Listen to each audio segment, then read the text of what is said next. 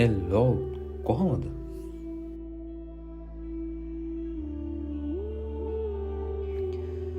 අද මං ඉන්නේ නුවර. ඔන්න අද තමයි රුපියලෙන් වැඩක් ගන්න දවස. මගේ පළවෙනි වීඩියෝ එකේ තියෙනවා නුවරඑළිය ෆාම් හවුස් එකකට යන ගමන් හම්බ වුණු රුපියලක් නිසා YouTube channel එකක් පටන් ගත්ත විදිහ. ඒ වීඩියෝ එකේ කියපු විදිහටම මට බිම තිබිලා හම්බුණු රුපියලෙන් පොඩි බිස්නස් එකකට ඉන්වෙස්ට් කරලා ඒකෙන් එන ඉන්කම් එකෙන් තවත් පොඩි බිස්නස් කරලා ඉස්සරහට ග්‍රෝ වෙන එක තමයි වැඩේ වෙන්නේ. රුපියලකින් පටන්ගෙන මෙහෙම 1 by 1 බිස්නස් කර ග්‍රෝ වෙන මේ බිස්නස් එකේ මට ලැබෙන ෆන් එක්ස්පීරියන්ස් එක ඩොකියුමන්ට් කරන්නත් ඒවා ෂෙයා කරගන්නත් තමා මේ සීරියස් එකේ ට්‍රයි එක.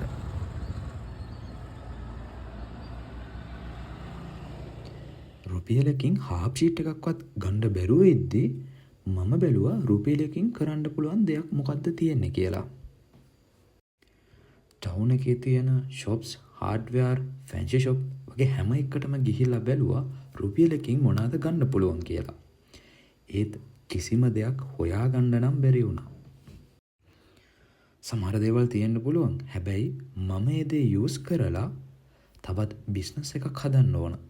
ඒකින්ද වඩාත් සැලකිල්ලෙන් තමයි මට මේ වෙලාවේ හොයන්න වෙන්නේ.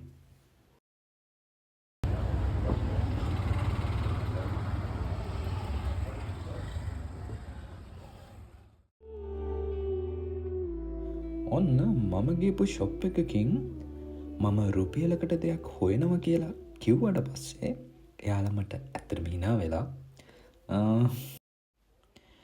එයාලා ගාව කලින් දෙයකට පාවිච්චි කරලා තිබ්බ කීටැග් රින් එකක් මට දෙන්නම් කිව්වා. ඒකට සල්ලිත් එපා කිව්වා. බට් වැඩේ ජෙනුයින් වෙන්න ඕනේ හින්දා මම මේ රුපියල එයාලට දීලයි මේ කී රින් එක ගත්තේ. මේක රුපියල් 10ක් විතර වටිනවා කියලාත් කිව්වා. මට ඉතින් රුපියලට දෙයක් හොයන නිසාම උදව්වක් විදියට මේක මට රුපියලකට දුන්නා.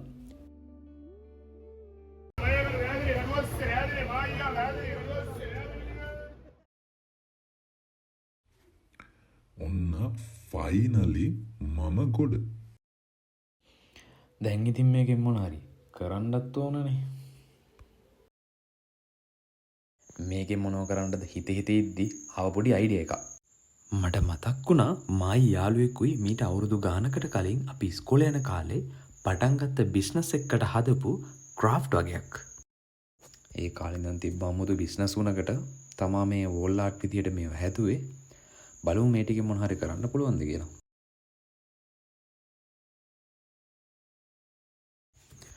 මේ ටික දැක්කම පුදුම සතුටක් එන්නේ. මොකද ඒ කාලේ අපි කරපු පිස්සු වැඩ මතක් වෙලා.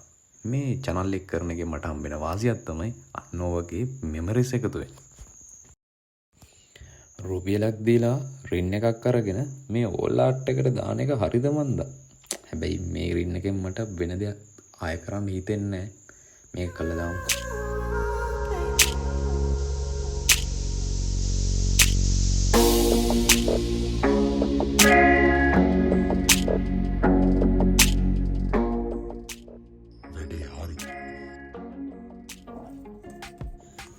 දැන් මේක කාට හරි සෙල් කරගන්න වෙනවනේ.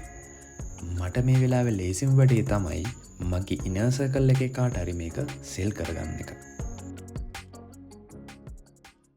මම පොඩි වීඩියෝ එකක් හදලා මේක ස්ටේටස් එකක් විදියට පබ්ලිෂ් කරා.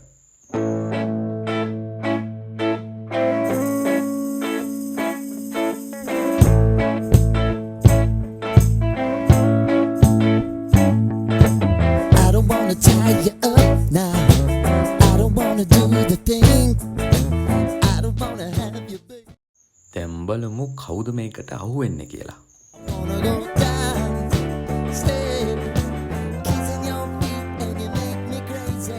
හරි වැඩේ ගොඩ. අවුලගත්ත රුපියලෙන් පොඩි රින් එකක් අරගෙන ඒකෙන් මන් ළඟ පරණ වී තිබ්බ ක්‍රාෆ්ට් එකකට දාලා ඔන්න වැඩේ කරා. Thank you. රුපියලක රින් එකෙන් ඔය මදයි. දැන් හොයාගත්ත රුපියල් 250ත් එක්ක ඊළඟ වීඩියෝ එකෙන් හම්බ වෙමු. thank you. ආයෙත් හම්බෙමු.